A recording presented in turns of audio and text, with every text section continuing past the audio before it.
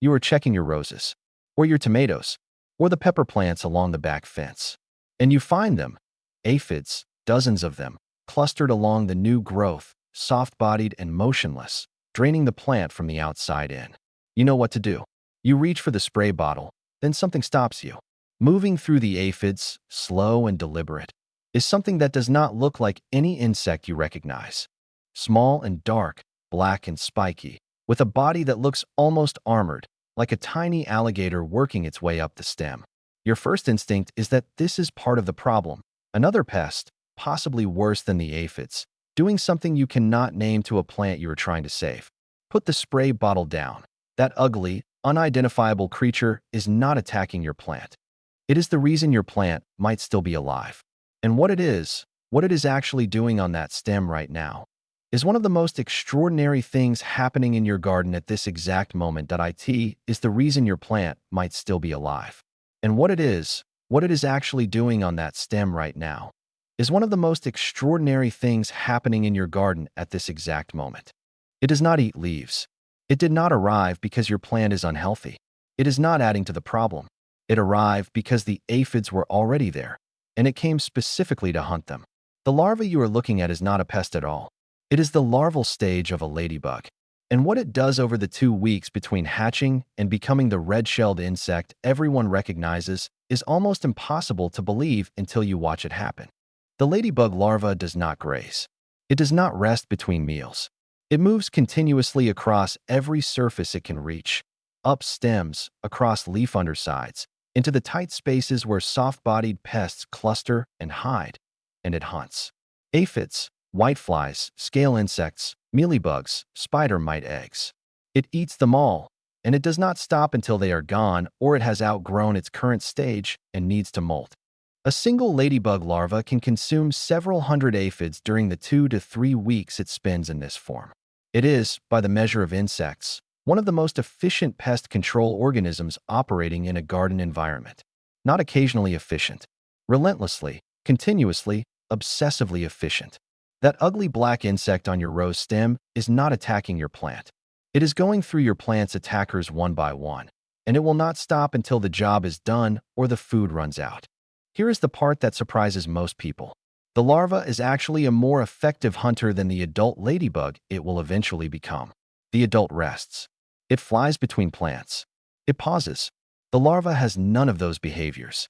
It has one mode, hunting, and it stays in that mode for the entirety of its larval life. Its appetite relative to its body size is extraordinary. Its search behavior covers far more surface area per day than an adult of the same species. Its size allows it to reach into tighter spaces, between petals, under leaf veins, into stem folds where aphid colonies begin. The creature most gardeners kill on sight is the most productive stage in the entire life cycle of the insect they most want to attract. But then something stranger still happens. When the larva has fed enough, it finds a sheltered spot, the underside of a leaf, a stem junction, a quiet corner of the plant, and it stops moving. It attaches itself to the surface and hardens into a pupa. And inside that casing, over the course of several days, the entire body reorganizes. The dark, spiky hunter dissolves and rebuilds into something completely different. A bright red ladybug emerges. The insect that gardeners celebrate, that children collect, that artists put on birthday cards. It began its life as the black spiky creature that those same gardeners spray without hesitation. The ladybug you protect and the larva you destroy are the same animal at different stages. Every ladybug you have ever welcomed into your garden spent its first weeks as the insect most people cannot wait to get rid of. The red shell is not decoration. It is a warning. Ladybugs produce a bitter, toxic alkaloid from glands in their leg joints, a chemical defense so effective that birds who eat one ladybug learn, often permanently, to avoid anything with that color pattern. The brightness is not coincidental. It is a signal refined over millions of years of evolutionary pressure that tells every visual predator in the area, this one is not worth the trouble. This defense system is so successful that dozens of other insects mimic the ladybug's coloration without producing any chemicals at all. The red and black pattern has become, in the language of animal signaling, shorthand for danger, and the ladybug wrote that language first. But here is what modern gardens have done to this system. When a gardener sprays for aphids, the pesticide does not distinguish between the pest and the predator. The aphids die. So does the larva that arrive to eat them. So do the eggs the female ladybug laid nearby. The spray solves the immediate problem and eliminates the solution nature sent at the same time. Then the aphids return. They always do. And this time the predators are gone. So the spray comes out again and again. Each cycle thins the beneficial insect population a little more and makes the garden a little more dependent on the bottle rather than on the biology that was managing the problem for free. I remember reading once that a single well-established ladybug population can manage a moderate aphid infestation without any intervention at all, given 3 to 5 days and the space to work. 3 to 5 days that most gardeners never give them, because the spray bottle is already in hand before the larvae have been noticed. So what should you actually do when you find aphids on your plants? Wait 3 days before spraying anything. Check the undersides of leaves for small yellow egg clusters.